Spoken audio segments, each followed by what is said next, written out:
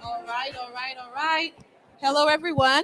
Welcome to our live stage. I am Onyinye Ede. I'm the Executive Director of Strong Enough Girls Empowerment Initiative.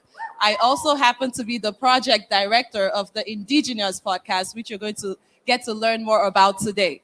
So, Strong Enough Girls Empowerment Initiative is a nonprofit organization that is women-led and youth-focused, and we are committed to igniting, nurturing, and harnessing the social and intellectual talents of girls and young women.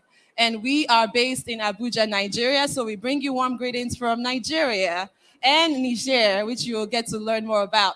I also happen to have directed this project, and the Indigenous podcast is really a multilingual audio series that showcases young people as family planning experts. I'm sure if I were to ask all of you, when you think of adolescent sexual and reproductive health, which experts come to your mind? I'm sure many of us might think of people at the WHO, maybe some technical advisors at UNFPA or even FP 2030.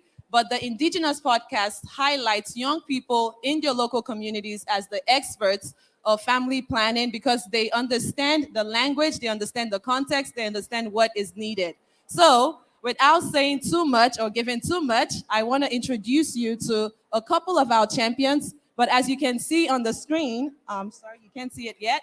But this podcast series really featured, oh, not that one. I think I moved too fast. All right, yes, these are our indigenous champions, and they come from Nigeria and Niger. We have 13 of them from Nigeria and 7 of them from Niger. But today we get to feature 2 of them live here with us at ICFP. So on my left, we have Peace Umana. I'm from Akwa Ibom State, Nigeria. Awesome. And I'm Mariama from Niger, from Niamey. I live in the capital. All right, and then I'm Queen Ugweru from Lagos, Nigeria. awesome. So let's get into it. So Peace is going to tell us her indigenous story. Okay, thank you so much for this opportunity.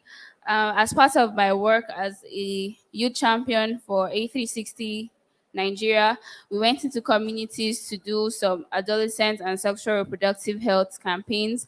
So as one of my outreaches, I came across a girl named Zainab.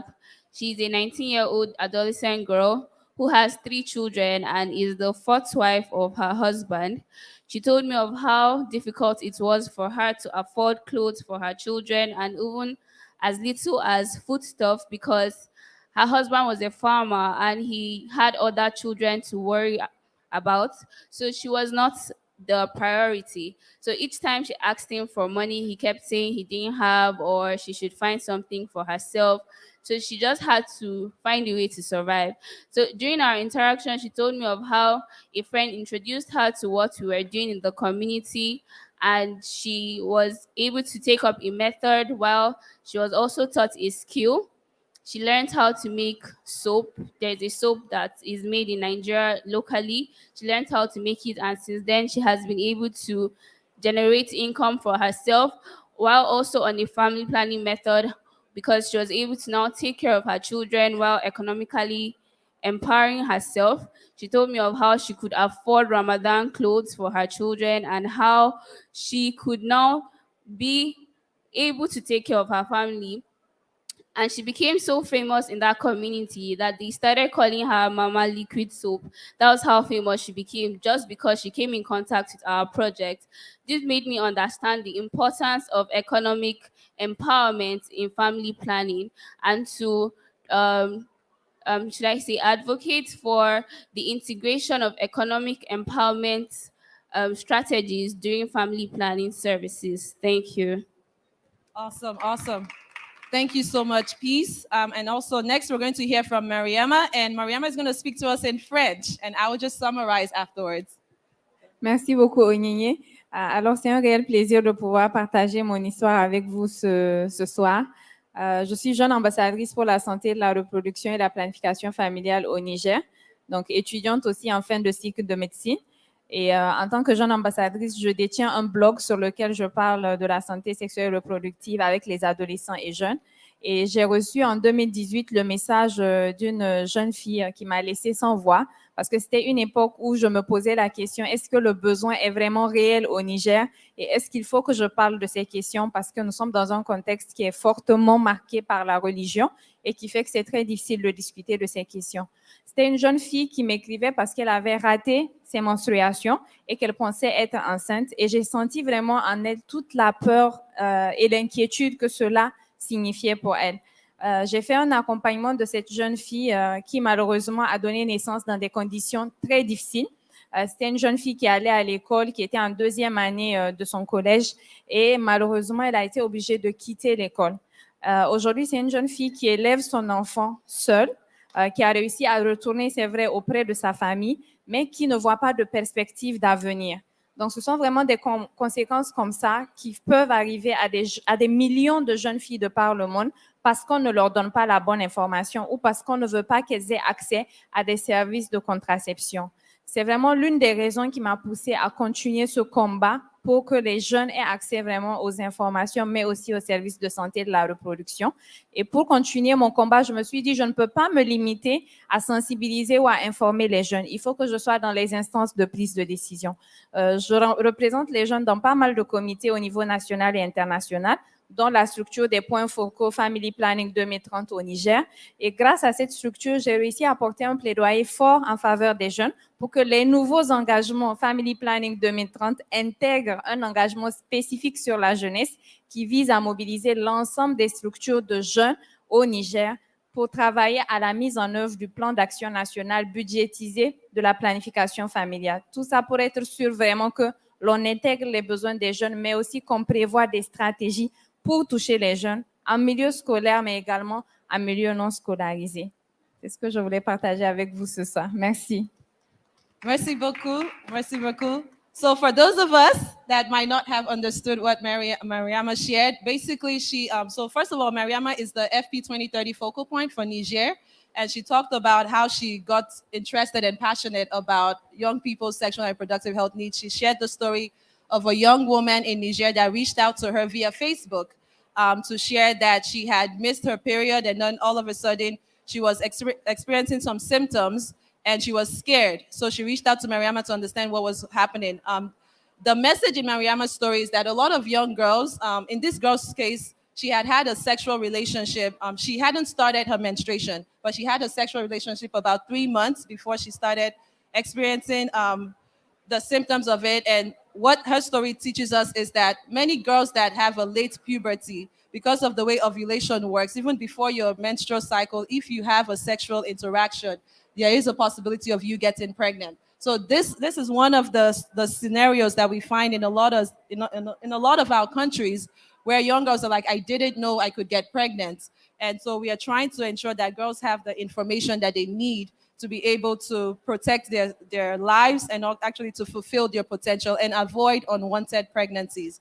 So now I want to go over to Queen, who is the programs manager for SEGAI, and she oversaw this project. So Queen, what are your general reflections? So for context, this was a 5-month project, and we were the winner of season 2 of the pitch. which is a knowledge management competition that is co-sponsored by USAID and the Gates Foundation. So Queen was able to oversee this project for 5 months. So we just want to hear from her. What are the key takeaways? What are some of the things you saw in the stories of our champions? Thank you, Onyinye, and awesome stories, Miriam and Peace. So for me, it's just amazing to see how the solutions or the ideas of young people can come to life, because they were involved from the launch of the project to the co-creation and down to the implementation, even the final broadcast, dissemination. So it's just awesome to see that young people have so much amazing potential ideas, and for a project that highlights them as global experts, that highlights them as leaders in their communities, which they are, because they are the ones interacting with members of their communities. So I'm just happy to see that it was a successful project and we saw it through to a fruitful conclusion. Thank you. Awesome. Queen, can you tell us more about how the project was implemented? On what platforms did we use? How did the podcast work?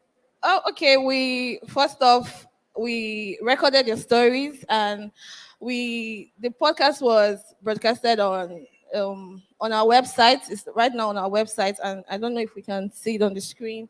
And then we also post like regular updates on our Instagram page as well, so you can see full podcast on our Instagram stories. But when you go to our website, you would see the French version or the English version. You also see the transcriptions of their stories as well. Yeah.